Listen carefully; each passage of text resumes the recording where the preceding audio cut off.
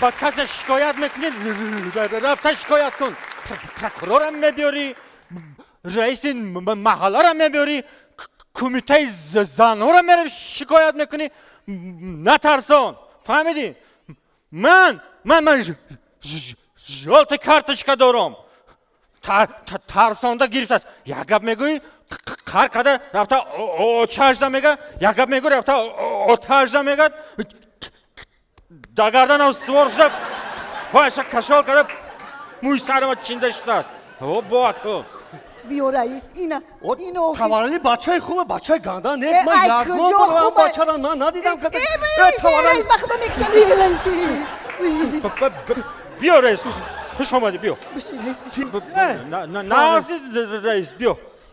چینجین سازین رحمت رحکم زدین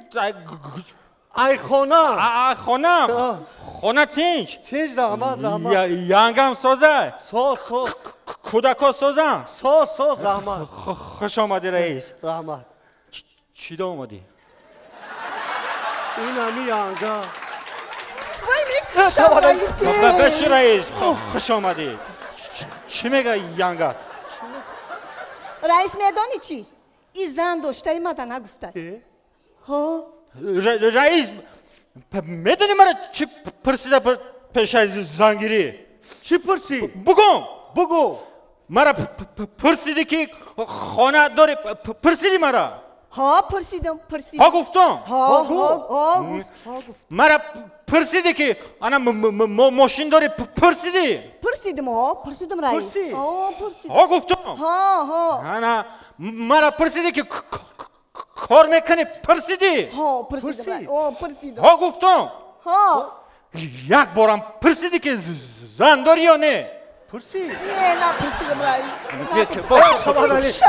بشی رئیس خوش آمدی نغزی دیگه بشی رئیس میدانی چی؟ من اگر میدانستم که این دیونه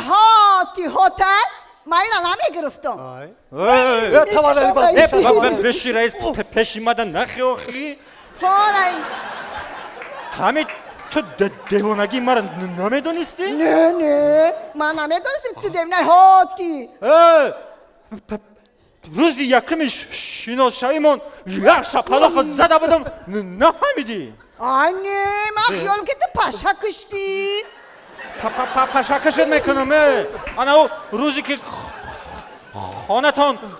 خواستگاری آمده بودیم او تتا همینجاش گرفتم پسی آغل بردم زدم رازگیش گرفتم نفهمیده خوش آمده رئیس بشی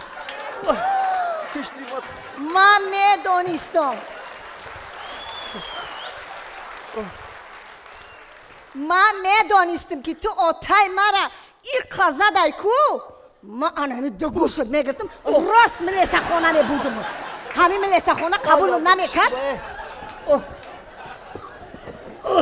میآوردم درانم پرکراتورا میشنوندم شما را نترسان توانایی باز میشه رئیس التماس نخی یک بودم کلام پیش ماده گناهکار میشم نه رئیس گوش که مرا این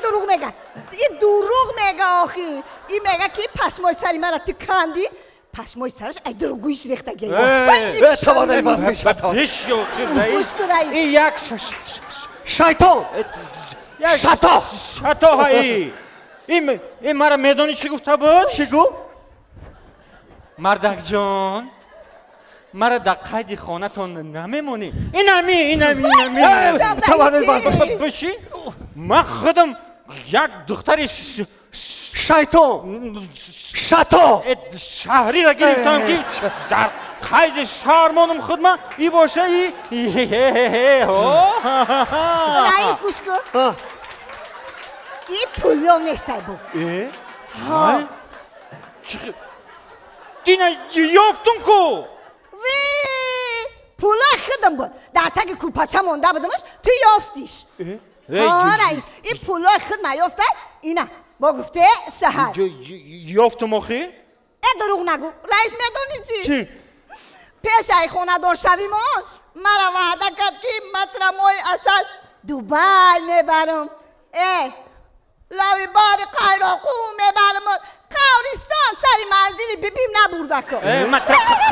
توانایی باز بشه رئیس تاورالی بشیم تو مهمونی خانه ما رو نخزی نشینی میخز سرم درد گوش کرد کن رئیس گوش کن میدانی چی؟ من روز تا بگره خدمت ایره میکنم لباسش میشم خمیرش میکنم خونهش میرم نانش میرم بالای همه ایکو میدانی من چی کار میکنه چیکار میکنم؟ هم تا میزنه کی سر دهانی من از یو کبود تاورالی باز میشه نشانت بدم رئیس نه میگه دوبای نبردی ای پیشای توی فامیلا چی بود؟ پیشای توی؟ تو با کدامی پیشای تو تاورالی و حوزی چی؟ حوزی تیشایی و انا ما تاورالی ور وعده دادم پیشای ور نمیشناسم او پیش ای توی ای حق همسال نپرسیدی که به همین ینگر را بگیری پرسیدم رئیس او چی گفتم؟ پرسیدم نمی زنکای همسایش گفتن که نمیدونم گفتم خواهی مرده کش میپرسیدی ای بچه ها میپرسیدی بچه قشلاقشانه نه که پرسیدم تعریفش کردم بچه چی گفتم؟ اینا دیدی تعریفم کردم انا باور کردم گپی مردکو را باور کردم آوردم اینا فریب خوردم دروغ میگه رئیس دروغ میگه تاورالی باز بشه تاورالی دیدی رئیس دروغ میگه همه گپاش دروغه رئیس گمشتی رئیس جون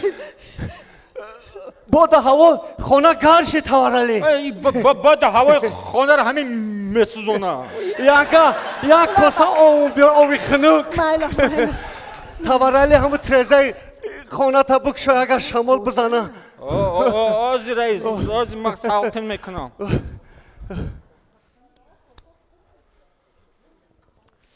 ای خدا بگیره همین رئیسی مرمو جنگ جلوی همین را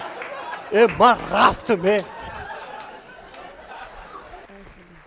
اینا رئیس اینا شما اینا اومده سر رئیس رئیس کجا شدی رئیس رئیس جون رئیس مردک برفتد ای مردک جون من ترا گفته بودم که کسی را میبری بیار 18 آدم تو آورده سی بسری مرا خودشون رئیس او میخری مردک جون او تو آورد تو اینا میشیده کو میشه مردک جون تو هم معامله خوب کم من 10 کرد زیاد میکنم میشه مردک جون میشه او وای مایدار گوش کن 2 بلیت فیلارمونیا دارم برای تئاتر آینده میره تماشا میرم مردک میرم آی باری چی بنا میرم برای یک لباسی سوستا پوشکی یک از شرمنده نشوم برای تسکو مال مردک زنکو همیش مو مردو که معامله خوب کنیم ما 10 کرات زیاد میکنیم مردکو همین دو زنگی عذاب بوده چشم در راحت و جان در عذاب